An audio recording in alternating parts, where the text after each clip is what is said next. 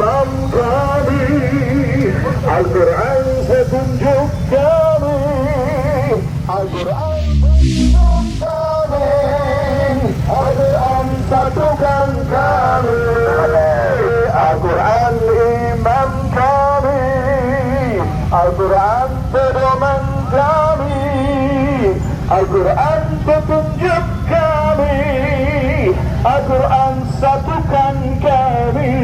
Bismillahirrahmanirrahim. Assalamualaikum warahmatullahi wabarakatuh. Allahu Akbar. Allahu Akbar.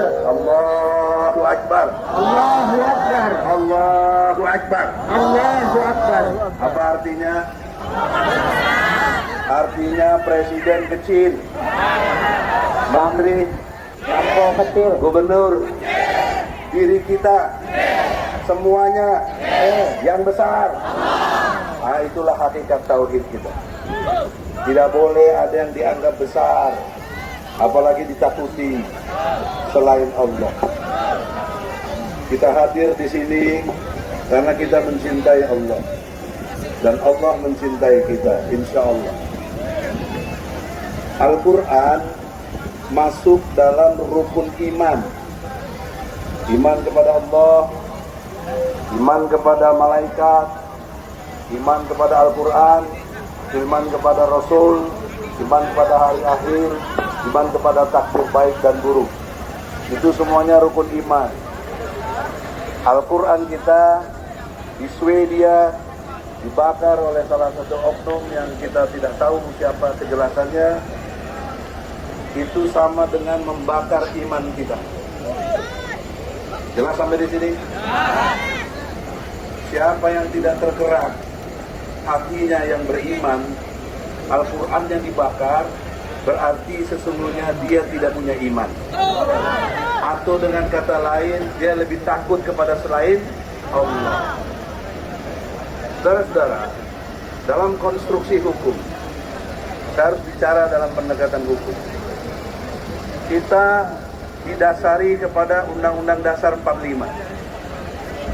Ada di pembukaannya, alinea keempat, pembukaan Undang-Undang Dasar 45 mengatakan yang menjadi tugas pokok presiden ada 4. Yang pertama, menjaga tumpah darah seluruh rakyat Indonesia.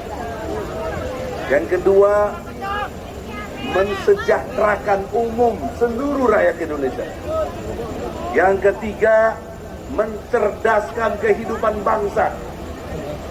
Yang keempat, ikut tertib menjaga ketertiban dunia dengan politik bebas aktif.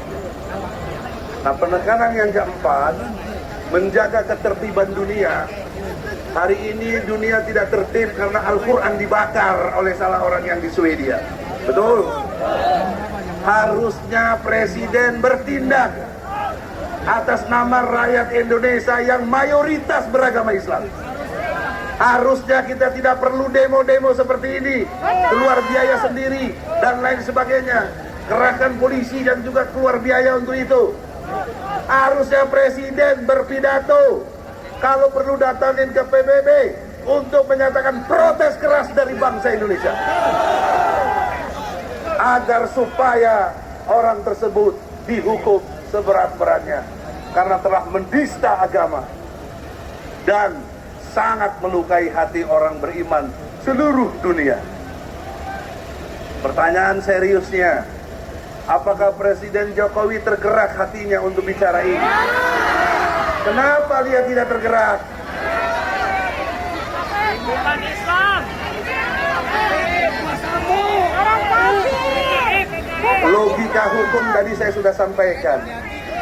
Al-Quran adalah rukun iman. Dibakar, harusnya yang beriman ikut terbakar dan melawan. Jokowi agamanya Islam, Menko Polhukam agamanya Islam, Panglima TNI agamanya Islam, semua banyak pejabat agamanya Islam.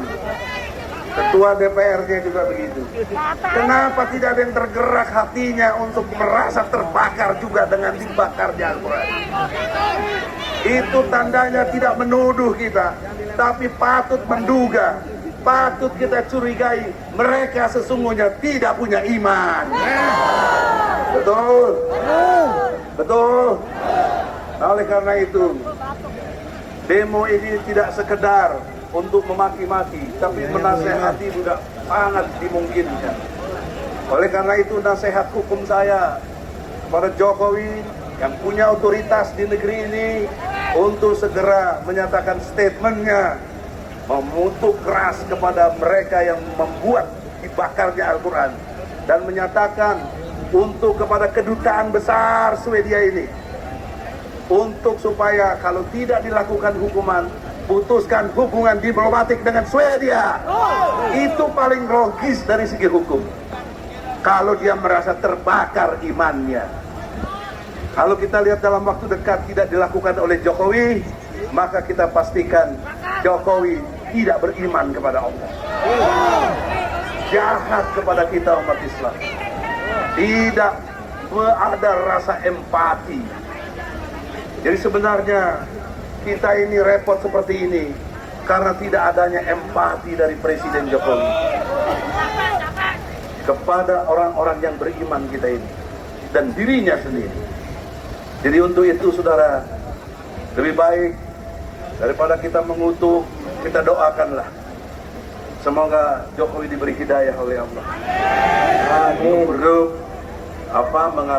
Mengambil kebijakan dalam hal samping mengutuk dan juga minta dihukum orang tersebut lewat kedutaan Swedia ini, dan jika itu tidak dilakukan, putuskan hubungan diplomatik, dan kita sebagai umat Islam siap bertempur untuk kemana saja kita ditugaskan.